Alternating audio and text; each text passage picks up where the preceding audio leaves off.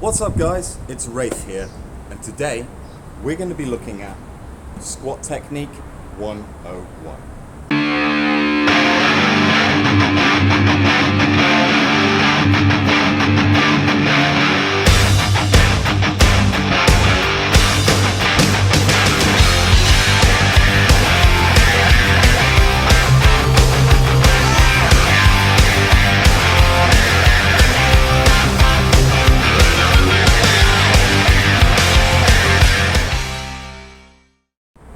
The barbell back squat is a fundamental movement for anybody who's looking to build strength, stability, and power in their posterior chain.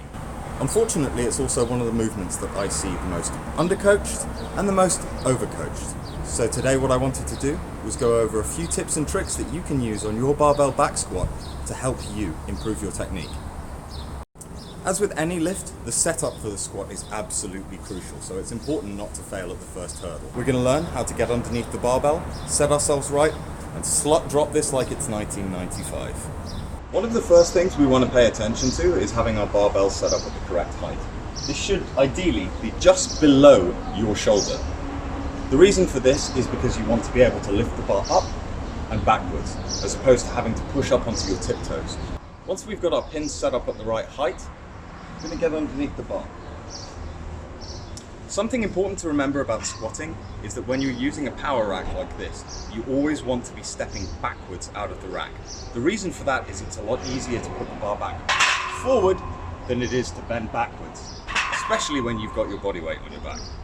Now we're ready to unrack the bar. What I want you to focus on is where the bar is sitting on your back. Ideally, it's going to be sitting on top of your traps. As you can see, it falls between my traps and my deltoids. My wrists are just outside my shoulders. My head is forward, I engage my hips and push up. You want a neutral curvature in your spine, similar to if you were just standing up straight. Broken my own cardinal rule a little bit by stepping out of the squat rack. However, that's just for the purposes of this video. As you'll see, the bar is nicely balanced on my back. My feet are going to go slightly outside of my hips. My toes are going to be anywhere between 10 and 30 degrees, pointing outwards.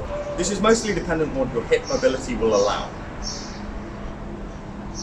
I'm going to take a deep breath in and brace my core like someone was about to punch me in the stomach. This is called the Valsalva maneuver, and it's a powerlifting technique.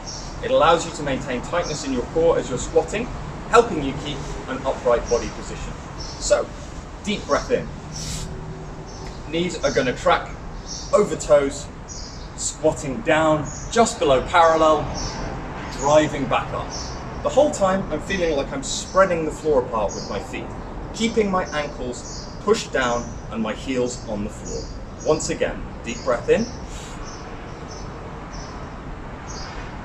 Notice how I'm smooth through the movement. I'm not bouncing out the bottom of the squat like this. I'm allowing my bar path to stay in the midline of my foot as well.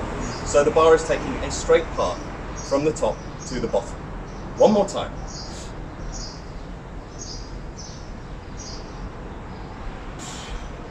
I find personally that it helps to focus on a spot on the floor about 2 meters in front of me. That keeps my body upright and allows me to focus on something while I'm pushing. So, one more time. Deep breath in, core braced, shoulders back, lats engaged.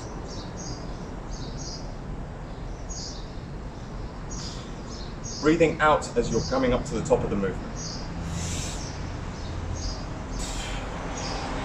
Now I want you to take a look at the movement from the side so that you can see how my knees track over my toes. So, once again, deep breath in, shoulders set back.